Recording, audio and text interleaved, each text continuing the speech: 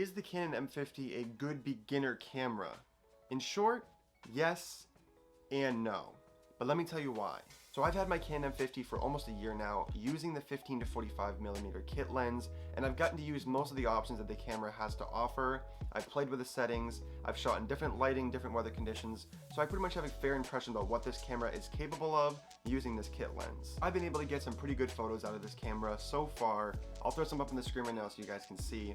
It can take a quality picture for a camera that's only $600 to $700 just using a kit lens. I gotta say, it's very user friendly and there's so much information out there on this camera and how to get the most out of it and its features.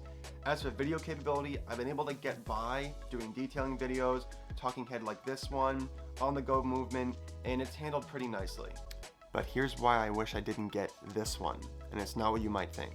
I was so wrapped up in starting this channel that I wanted to get a camera that could also take halfway decent photos, and I did not do really any research on the actual photography aspect of what this camera is capable of compared to the other Canons out there. Stupidly, knowing how much I love car photography and creating videos, it didn't cross my mind at the time to think that I would get hooked immediately on shooting videos and taking pictures, ultimately wanting to upgrade my gear. If I had just done more research, I definitely would have invested in a better camera. A little bit higher megapixels, a little bit more features, bells and whistles, rather than buying this one and then ultimately wanting to get another camera down the road.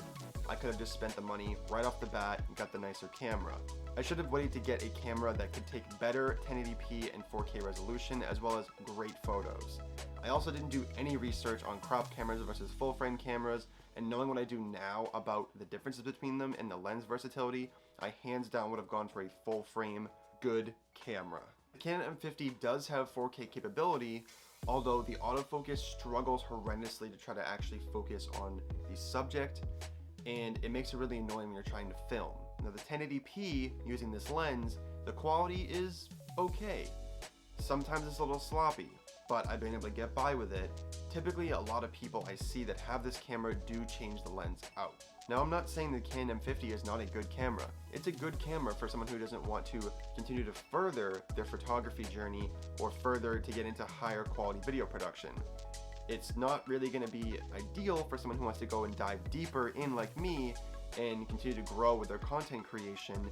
You're better off saving your money, don't rack up that credit card, and get the better gear. If you know you're serious about this, practicing and honing in on your skills as a photographer on a great camera, being able to get better images from the get-go, in my opinion, will definitely help you speed up the process if you're trying to take this to a professional level and actually get noticed. There is a saturated market of car photographers out there and just photographers in general. So to actually set yourself aside, I know a lot of it has to do with editing and what you do in post, but also just even knowing how to frame a perfect shot.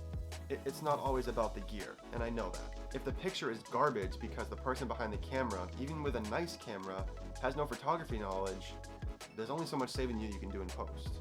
Let me tell you guys right now, like with everything, it takes time.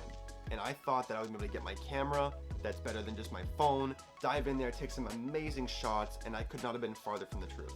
Like I said, I've had this camera for almost a year now, and I'm just getting some halfway decent shots because I'm learning the simple dynamics of what separates a picture from a killer shot.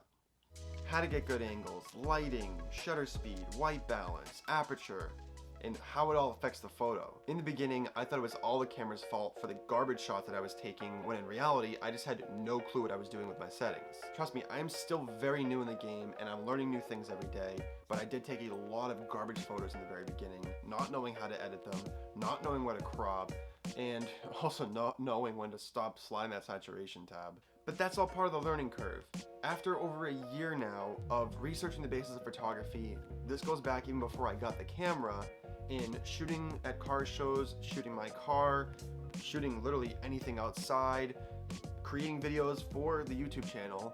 I'm at this point now where I wish I got something better than the M50 and just bit the bullet when I was in the market for a camera. I'm typically the type of person that picks up something fairly quickly, and even though I know this about myself, I still didn't want to dive headfirst into this very expensive world of photography and get ahead of myself. Jeez. Cars? Photography? Oh, I picked two of the most expensive hobbies. My poor wallet. At the end of the day, it depends on what you're going to be using the Canon M50 for. If you're not planning on going any further and you're just going to shoot family events, your hamster, getting a little artsy with photography, but not taking it really to the next step, then this camera is perfect for you. You probably won't need anything more than just maybe a few lenses to swap out, but if you want to create real high quality video and high quality images and continue to grow your skills and hone your skills as a photographer, grow your accessories, then I definitely wouldn't get this from the start. I would save your money and get the better gear. Cameras in particular, in my opinion, you really do get what you pay for. I've tested out nicer cameras, I can see the difference, and I've also used cameras that were not as nice as the M50, and I can definitely see the difference. It all depends on how much you're willing to fork up for gear. I really hope this video helps you with your decision on whether or not to get the Canon M50. If you did get something on this video, don't forget to smack that like button so I know you enjoyed it. It does mean a lot to me. If you're not already, follow me on Instagram at BrentOnMedia. I try to post daily.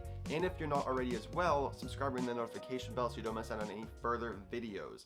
Thank you guys so much for watching, and I will see you in the next one.